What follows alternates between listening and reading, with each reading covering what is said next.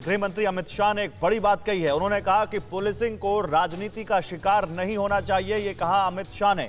Police को अच्छे काम का इनाम और गलत की सजा मिले, ये भी कह रहे हैं अमित शाह। हिंसा फैलाने वाले सोशल मीडिया पोस्ट को लेकर भी उन्होंने आगाह किया। तो सोशल मीडिया पर जो खतरा, सोशल मीडिया को लेकर जो खतरा है उसको लेकर वो आगाह करते दिखे। आज प्रधानमंत्री नरेंद्र मोदी भी इसी डीजीपी कॉन्फ्रेंस में हिस्सा लेंगे और बहुत अहम होगा अब उनका वो संदेश जो वो देश भर के पुलिस के आला अधिकारियों को देंगे। और क्योंकि इस पर बात करने के लिए मेरे साथ एक बड़ा पैनल है, हम उनसे बात कर रहे हैं लगातार। लेकिन मैं आपके पास आऊंगा जैन साहब। देखिए, अभी मैं एक टिप्पणी पढ़ रहा था और वो देश के जो मुख्य न्यायाधीश हैं, chief justice N V Ramana साहब, उन्होंने ये बात कही। उन्होंने पुलिस की कार्यशैली पर न केवल सवाल उठाए बल्कि वो कह रहे हैं कि पुलिस स्टेशनों में मानवाधिकारों का सबसे ज्यादा खतरा है। वो ये कह रहे हैं कि शारीरिक सुरक्षा, मानवाधिकार और शारीरिक सुरक्षा को सबसे ज्यादा खतरा देश के पुलिस स्टेशनों में है। ये तो बड़ी गंभीर टिप्पणी हो जाती है पुलिसिंग को लेकर।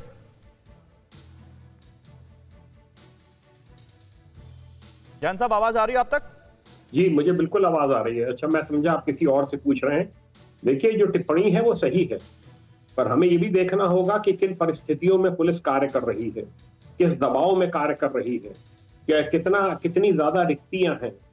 फॉरेंसिक साइंस की हम बात करते हैं कि और विदेशों में फॉरेंसिक साइंस का प्रयोग किया जाता है, टूल्स का प्रयोग किया जाता है जिससे कि इन्वेस्टिगेशन हो सके।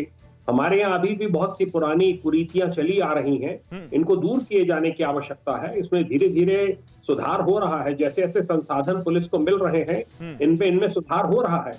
मैं तो चीफ जस्टिस ऑफ इंडिया से अपील करना चाहूंगा कि सुप्रीम कोर्ट के ही 5 जजेस की बेंच का निर्णय है, इसको अगर इम्प्लीमेंट कराया जाए तो पुलिस एक नई दिशा प्राप्त आप शायद 2006 के फैसले की बात कर रहे हैं जो प्रकाश पुलिस सुधार समिति थे। लेकिन जहां तक मेरी जानकारी है सर, केंद्र सरकार ने खुद कहा है कि सुप्रीम कोर्ट, अनिला जी, केंद्र सरकार ने खुद कहा है कि सुप्रीम कोर्ट जो प्रकाश सिंह पुलिस सुधार को लेकर जो उनकी रिपोर्ट्स हैं उस पर पुनर्विचार करे। ऐसा क्यों कह रही है केंद्र सरकार?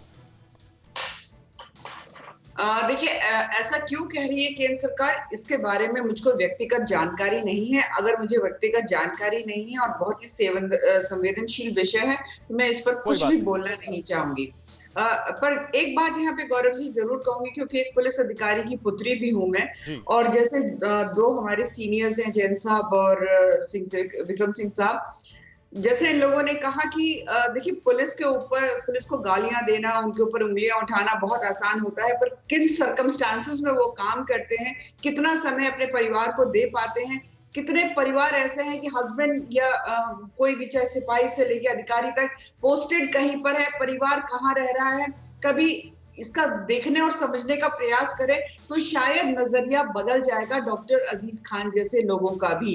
यहाँ पर पुलिस जो है बेहतरीन से काम कर सके, इसलिए कुछ जगह हमने देखा है कि पुलिस कमिश्नरेट सिस्टम भी योगी सरकार लेकर आई है, जिसके हमने बेहतरीन नतीजे भी देखे हैं। तो मैं ये कहूंगी कि निरंतर प्रयास हो रहा है। यहाँ किसी धर्म या जाति विशेष के लोगों को तैनाती नहीं करनी है।